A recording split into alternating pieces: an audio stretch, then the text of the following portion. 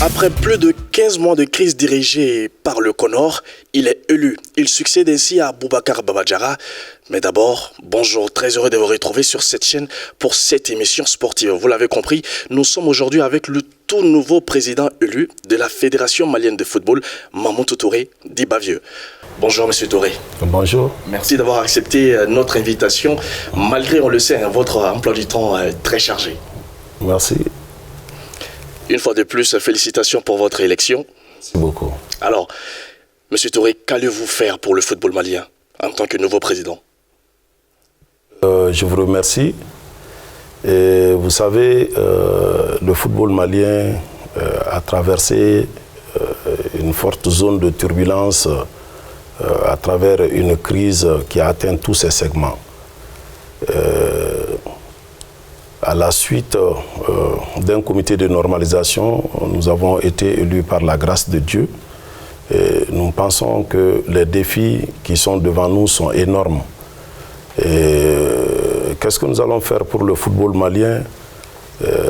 Nous essayerons de faire en sorte que les acteurs du football se retrouvent conformément à notre programme de campagne, amener tout le monde à s'accepter, à se parler, à considérer que le football est un jeu plaisant qui a besoin de tous ses fils.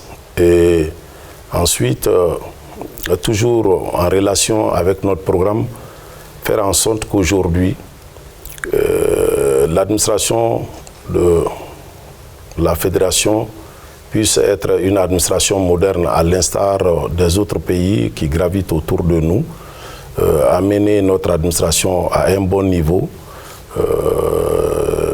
ensuite donner une nouvelle orientation à la direction technique nationale. Vous savez qu'aujourd'hui, le football, c'est vrai, c'est un phénomène de société, mais qui obéit à des règles, notamment à des règles techniques. Et nous pensons qu'aujourd'hui, la direction technique qui est à nos côtés ne peut pas répondre à notre aspiration. C'est pourquoi nous voulons essayer de tout mettre en œuvre en accord avec la FIFA et la direction technique française. D'ailleurs, pour la petite histoire, de passage à Paris, j'ai pu rencontrer le président de la Fédération française de football pour lui parler de l'ambition que nous avons par rapport à la direction technique du Mali. Et ensuite, courant notre mandat, faire en sorte qu'on puisse amener les équipes maliennes à être érigées en équipes professionnelles, créer une ligue professionnelle, asseoir une régularité dans nos compétitions, tant au niveau des compétitions de jeunes qu'au niveau des compétitions seniors et de football féminin également. Et un autre point, c'est de faire en sorte que nos structures déconcentrées et nos clubs puissent bénéficier d'un certain nombre d'assistances et techniques et financières. Nous voulons faire en sorte que les ligues régionales, qui depuis l'indépendance à nos jours n'ont pas bénéficié d'infrastructures, et essayer au moins de construire un siège pour l'ensemble de nos ligues régionales, et avec toutes les commodités nécessaires, et faire en sorte également que nos clubs respectifs bénéficient de l'assistance administrative et technique sur le volet de la formation, sur l'encadrement, sur la dotation en outils informatiques et également, courant notre mandat, amener le football malien à atteindre un niveau professionnel avec une bonne administration et avec de nouveaux sponsors pour que, plaise à Dieu qui nous donne la chance pendant 4 ans de pouvoir dire à nos mandants que la mission qui nous a été confiée, on a pu réaliser conformément à notre programme de campagne les éléments essentiels aujourd'hui qui vont permettre, j'en suis convaincu, au football malien de sortir définitivement de l'ornière. Quelles sont vos priorités aujourd'hui? Les priorités aujourd'hui, nous avons dit qu'il faut une régularité dans nos compétitions. Le championnat qui était à l'arrêt depuis 2 ans et demi, 3 ans, nous avons pu redémarrer le championnat. On est en train de faire en sorte que le championnat avec 23 équipes puisse se jouer convenablement, sans problème majeur, et drainer le public qui avait perdu l'élan de se retrouver dans les stades, que ce public revienne dans les stades, que l'environnement qui gravitait autour du football, à savoir les vendeuses d'oranges, d'arachides, et même ceux qui consacraient les parkings au niveau des stades, puissent revenir, tout ce beau monde. Ça, c'est une de nos priorités essentielles. La deuxième priorité, nous l'avons déjà commencé avec la FIFA. Nous avons eu la chance, aussitôt élus, d'avoir Céline de la FIFA dans le cadre du projet Forward, qui est venu nous entretenir sur le développement du football. Et nous voulons profiter de ce programme Forward, amener vraiment un certain nombre d'investissements au niveau de nos clubs et de nos ligues.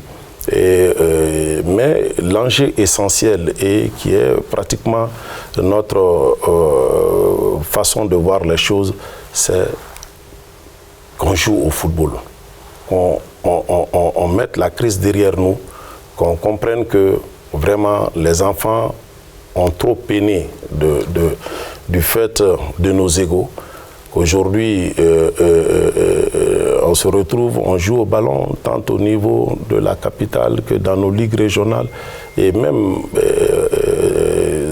dans nos ligues où souvent il y a des petits problèmes d'insécurité. Toute proportion gardée, quand vous regardez un match de football à Gao, vous vous posez la question, est-ce que ce qu'on dit sur les antennes est une réalité? Parce que Gao paraît même plus sécurisé que Bamako. Les gens ils viennent au stade avec un engouement qui nous pousse vraiment à aller de l'avant et à développer ce football en pensant à ceux-là qui tous les jours veulent vraiment aller dans les stades pour compétir. Comment comptez-vous faire pour réconcilier les acteurs du football malien? Une crise qui a duré plus de 15 mois. Comment comptez-vous y prendre? Bon, en réalité, c'est l'une des questions qu'on me pose très souvent. Vous savez, le football, je le qualifie très souvent de famille. C'est-à-dire, ceux qui hier nous étaient opposés, en réalité, nous nous retrouvons pratiquement les week-ends dans les stades.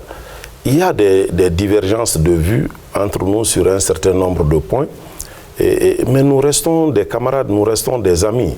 Aujourd'hui, nous avons pu mettre en place un comité exécutif.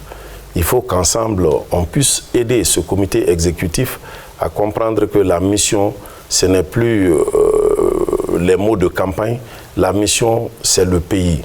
Que l'on est à l'idée qu'aujourd'hui, le Mali représente beaucoup de choses pour nous tous. Et je sais qu'il y a des camarades de l'autre côté qui ont aimé le football, qui ont beaucoup fait pour le football. Et je pense que nous sommes en train de faire en sorte que le cadre convivial qu'on est en train d'instaurer entre nous puisse se pérenniser davantage et chaque fois anticiper sur des problèmes qui peuvent surgir ça et là pour constituer des goulots d'étranglement et amener les acteurs du football à se parler. D'ailleurs, vous vous rendez compte, le championnat aujourd'hui nous a beaucoup aidé parce que nous nous retrouvons, c'est les mêmes acteurs qui sont là tous les jours pour des problèmes administratifs au niveau de la fédération. Et je pense que, Inch'Allah, avec l'accompagnement de chacun de nous, on peut peut-être mettre la crise derrière nous. L'expérience des années antérieures nous interpelle tous et nous avons l'obligation de nous mettre ensemble, de nous sentir et surtout de regarder en face ces jeunes enfants qui ne méritent pas ça. Quand vous regardez, en dépit de la crise, tout ce que nous avons pu drainer comme résultat au niveau de nos catégories inférieures, imaginez un seul instant si nous nous mettons ensemble. C'est le plus beau cadeau qu'on pourrait offrir à ce pays qui vraiment a besoin de ça. Je sais que nous sommes en train de travailler en cela et mes aînés et mes cadets de l'autre côté aussi le savent. C'est la raison pour laquelle nous disons que nous nous projetons même dans les semaines ou le mois à venir à organiser un forum sportif dans lequel on va se retrouver avec nos aînés, avec nos camarades actuels pour parler du développement du football au Mali. Et cela n'est pas propre qu'à la fédération, mais il faut que ce développement que nous aspirons se fasse sentir à tous les niveaux. Que de Caille à Tombouctou, à Kidal, qu'on puisse dire que courant ce mandat, des pans de développement ont été réalisés dans ces zones-là et qu'au niveau de nos clubs également, que l'élan de compétition se pérennise davantage afin que dans les mois, les années à venir, qu'on puisse avoir encore d'autres Seydou Keita, pourquoi pas. Monsieur Touré, parlez-nous du cas Magasuba. Qu'est-ce qui se passe avec Magasuba? Et Magasuba, il n'y a pas de cas Magasuba en réalité. Je pense que quand nous avons été commis à cette mission, nous avons trouvé que le contrat de Magasuba était expiré. Et Magasuba a été recruté par la fédération comme directeur technique depuis près d'une décennie maintenant. Et je pense que le fait qu'il s'est retrouvé entraîneur de l'équipe nationale est dû au fait que dans l'ancien bureau du général Diarra, on l'avait déjà choisi comme intérimaire. Et pendant la période du CONOR, le CONOR l'avait confirmé sélectionneur national. Donc pour nous, il n'y a pas de cas Magasuba. Et nous avons simplement dit dans certaines de nos communications que la vision que nous avons aujourd'hui par rapport au football malien est une vision vraiment transversale. Et nous voulons faire en sorte qu'on ait une très bonne direction technique. C'est la raison pour laquelle, comme je vous ai dit au début de l'émission, nous avons rencontré la direction technique française pour nous appuyer dans ce sens avec l'accompagnement de la FIFA à travers la convention qui lie la FIFA à la Fédération française. Donc simplement, nous ne voyons pas de cas Magasuba. Et Magasuba est un pionnier du football malien. Magasuba, c'est quelqu'un qui a vraiment aimé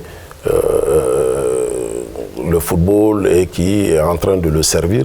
Je crois que le comité exécutif, dans les jours à venir, va prendre la décision de nommer un entraîneur ou de confirmer Magasuba. Ça va être fait dans les 24 heures, 72 heures, je crois. Son sort n'est plus entre vous ou vos mains? Son sort, en fait, il n'a pas... Ce n'est même pas en termes de sort. Magasuba est un Malien très engagé qui aime le football et nous pensons que l'avis du comité exécutif va être déterminant par rapport au choix de l'entraîneur. Et comme je vous l'ai dit, je suis à la tête d'une institution et qui, de plus en plus, est en train d'aller à ce qu'on appelle des idées concertées. Donc, nous avons eu une première réunion autour de la question, d'ailleurs 2 réunions autour de la question. Et ce qui est important, nous avons dit que nous ne souhaiterions pas qu'il y ait de cumul de fonctions, notamment être directeur technique en même temps entraîneur. Ça, c'est une question qui a été définitivement tranchée par le comité exécutif. Et maintenant, le choix de l'entraîneur, nous avons une réunion, je pense bien, je le vérifierai avec le secrétariat, je crois que ça doit être mardi. Et au cours de cette réunion, la question va être tranchée définitivement, Inch'Allah. Vous voyez personnellement Magasuba comme quoi, vous, personnellement, directeur technique national ou sélectionneur des aigles? Qu'est-ce qui vous arrange? Qu'est-ce qui arrange la fédération? Non, qu'est-ce qui arrange plutôt le Mali? Qu'est-ce qui arrange le Mali? Magasuba est avec un groupe, ça c'est mon avis personnel, il est avec un groupe de jeunes joueurs où vraiment il est en train de faire de très bonnes choses. Je pense que je ne souhaiterais pas émettre un avis qui va peut-être orienter les camarades lors de la réunion à venir. Je veux simplement dire que Magasuba est un instructeur de la FIFA. Et que ce soit l'un ou l'autre, je suis convaincu qu'il fera un bon travail à ce niveau. Le Mali n'a qu'un seul représentant en Coupe CAF. Comment expliquer cela? Simplement du fait de la crise. Et il y a quelques années, nous étions fiers d'avoir nos 4 représentants. Et pour la petite histoire, le stade malien, à un moment donné, a donné au Mali une Coupe d'Afrique. Et nous pensons à l'époque que ça, c'était le début de ce que nous aspirons tous, à savoir que de plus en plus nos équipes joue le premier rôle, le Djoliba qui a été en finale. Donc malheureusement, la crise est passée par là et a beaucoup impacté sur nos compétitions parce qu'il n'y avait plus de compétition au Mali. Et naturellement, au regard des dispositions des règlements de nos compétitions au niveau de la CAF, nous avons été rétrogradés jusqu'à 2 équipes. Et malheureusement aussi, le stade prématurément a été éliminé. Donc nous avons le Djoliba. Nous nous battons pour que le Djoliba puisse jouer le premier rôle au niveau des compétitions de la Coupe CAF. Et je pense que c'est un travail de longue haleine qui est déclenché aujourd'hui. Nous voulons non seulement récupérer nos places d'antan, mais aussi donner une très bonne impulsion tant au niveau de l'organisation technique que du volume de jeu au niveau de nos clubs engagés dans les compétitions africaines. Et je vous dis, Inch'Allah, je suis convaincu qu'avec l'accompagnement de tous les acteurs du football, très rapidement, nous allons reconquérir nos places. Le Djoliba, hein, c'est de cela dont il s'agit, à plus de 3 étrangers dans ses rangs. Comment expliquer cela? Alors que les textes disent le contraire. Bon, j'aurais souhaité que cette question soit adressée peut-être aux responsables du Djoliba. Je ne suis pas dans les secrets de l'administration du Djoliba. Nous, au niveau de la fédération, nous avons pour ambition simplement d'appuyer le Djoliba et en se disant que c'est l'un des meilleurs clubs aujourd'hui au Mali. Et tout ce qui peut être fait pour aider le Djoliba à rentrer dans la cour des grands, nous sommes dans cette dynamique. Mais en ce qui concerne l'administration proprement dite au sein du Djoliba, je souhaiterais peut-être que vous ayez l'aimabilité de poser la question soit au président du Djoliba ou au secrétaire général du Djoliba, parce que sur ce plateau, je réponds de l'administration de la fédération et non du Djoliba. Les journalistes ont eu un rôle prépondérant dans la crise avec le Conor que le Conor a dirigé. Ils ont aussi un rôle à jouer actuellement?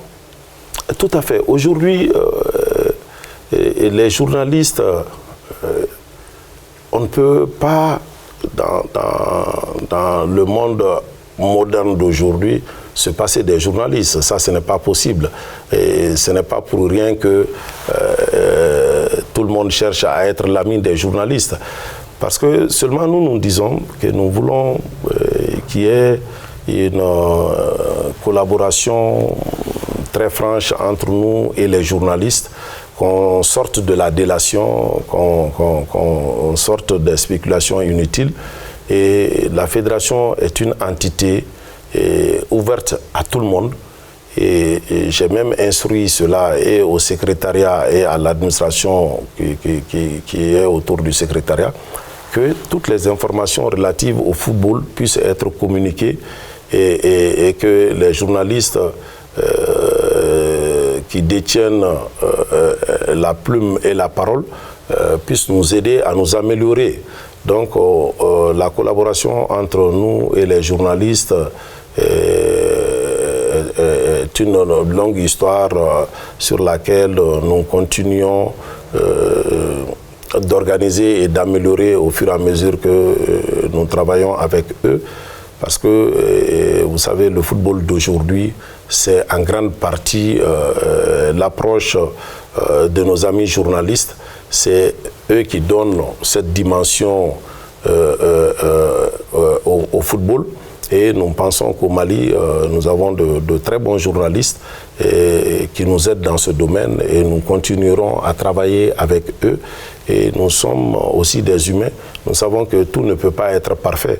Et si, par extraordinaire, il y a des erreurs dans l'exercice de la mission à nous confier, qui soit là pour nous guider très rapidement en attirant notre attention sur tel aspect, mais de ne pas attendre que ça soit pratiquement gâté pour revenir dans des propos souvent très durs, essayer de parler de ce phénomène. Nous voulons qu'il y ait une collaboration vraiment très conviviale entre nous et les journalistes, en se disant que les journalistes constituent cet autre segment du football qui est très très important au même titre que les supporters. Depuis votre élection, il n'y a pas eu d'assemblée générale pour la mise en place des commissions. Pourquoi? Qu'est-ce qui fait ça encore? Pourquoi ça traîne encore? Non, en réalité, aujourd'hui, quand nous avons été élus, nous l'avons été sur la base d'une assemblée générale extraordinaire élective. Et à cette assemblée n'était pas inscrite le renouvellement des commissions indépendantes. Donc, quand nous sommes venus, le problème des commissions tout de suite avec le championnat national s'est posé.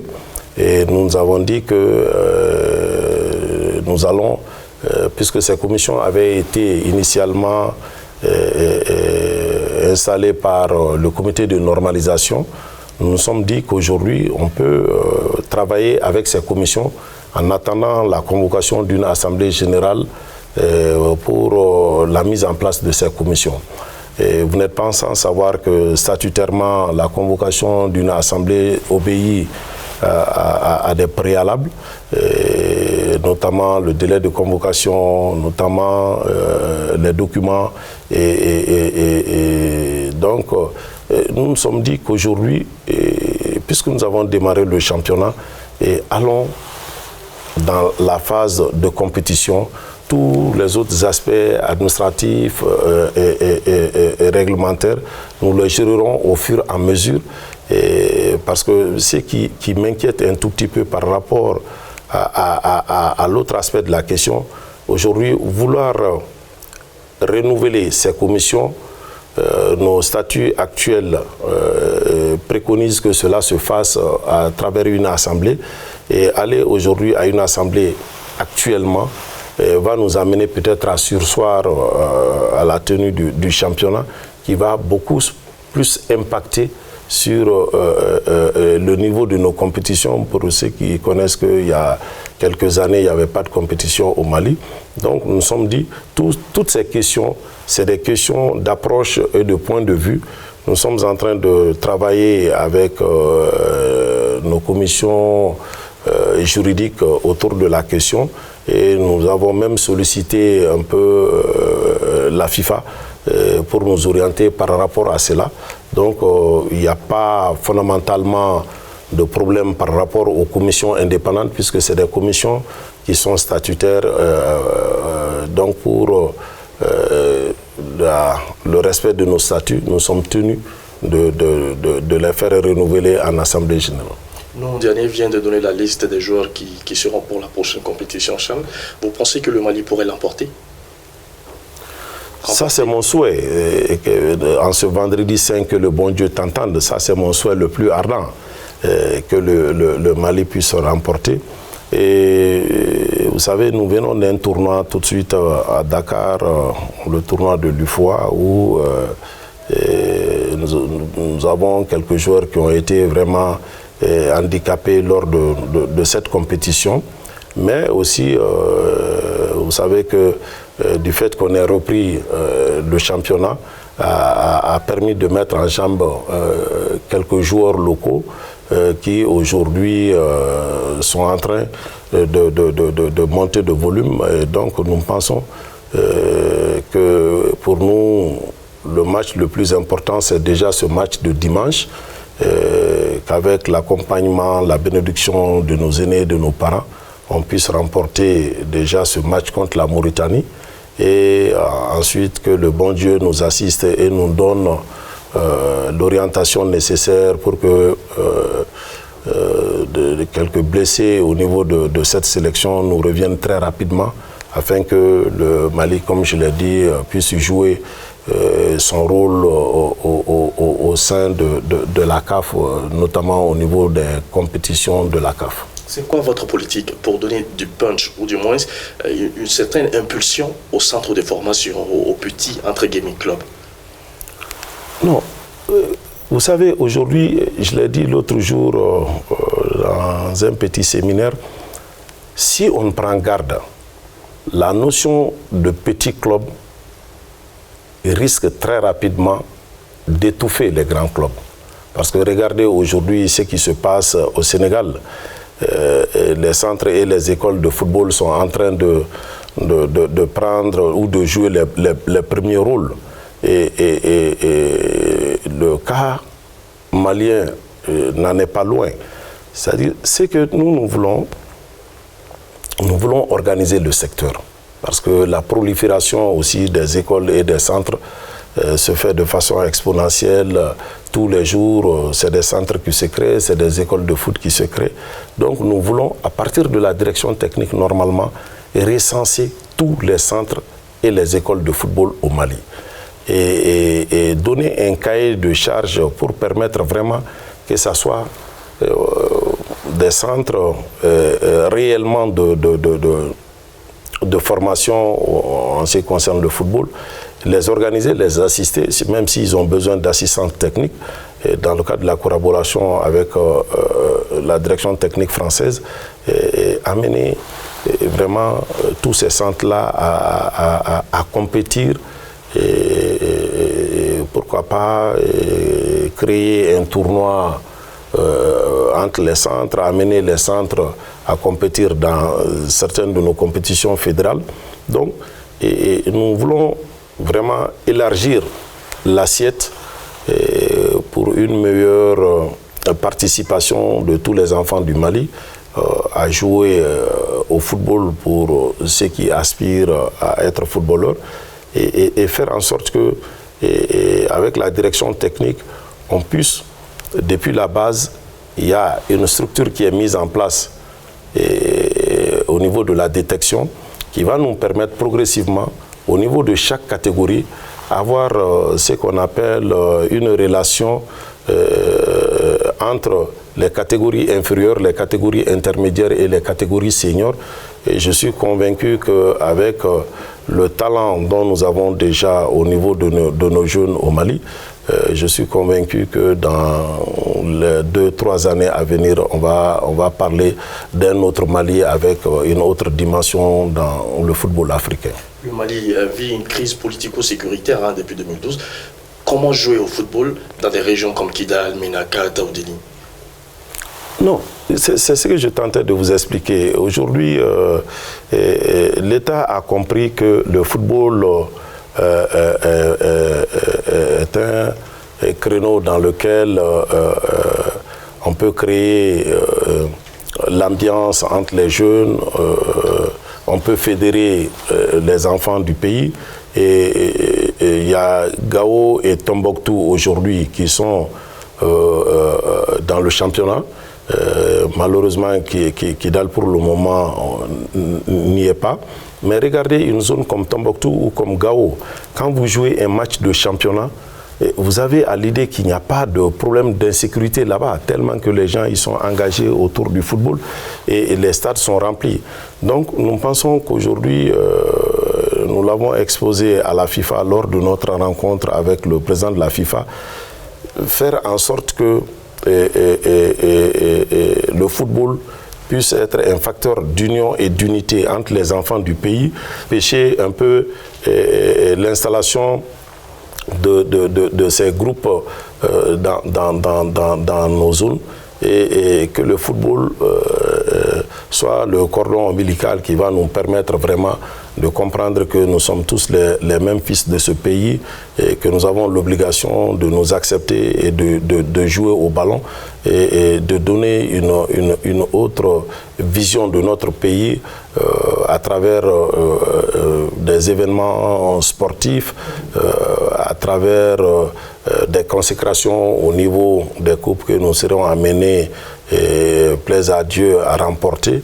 Vraiment, je suis convaincu qu'on transformera très rapidement le tout sécuritaire en tout développement. Comment vous comptez travailler avec Salah, Babi et autres? Je l'ai aussi dit, Salah était un bon jeune frère, nous n'avons aucun problème. Et il est président d'une ligue comme la Ligue de Tombouctou aujourd'hui qui est en première division. Donc, le travail que nous faisons quotidiennement à la fédération est un travail collectif. Je l'ai toujours dit, le football ne peut pas se résumer à 16 membres élus par une assemblée pour diriger le football. Non, le football, c'est un espace où gravitent en son sein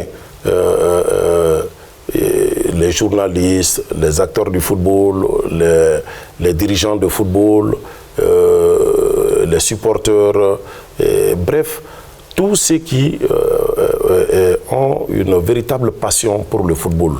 Le football est un jeu, mais qui est basé sur une passion. Et cette passion, je pense que mon jeune frère Salah la porte aussi. C'est pourquoi nous disons que vraiment, il n'y a aucun problème de collaboration entre nous. Nous sommes complémentaires et nous avons dit que la porte de la fédération est ouverte et chaque fois que nous aurons besoin de X ou Y, ce n'est pas que Salah seulement, ça va au-delà de Salah, ça va même à nos anciens aînés et qui ont fait la fierté de ce football-là. Il faut qu'on se mette tous ensemble pour le rayonnement du football malien. Quels sont vos vœux, vos souhaits aujourd'hui? Un Mali uni autour de son football, un Mali où le football va être un véritable vecteur d'union, un Mali épris de paix et de justice, un Mali où demain, président de la fédération que je suis, serait très heureux de présenter la Coupe d'Afrique des Nations au président de la République, Ibrahim Boubacar Keïta. Merci M. Touré de nous recevoir. Vous l'avez compris, c'en est fini de ce numéro. À très vite pour une autre émission.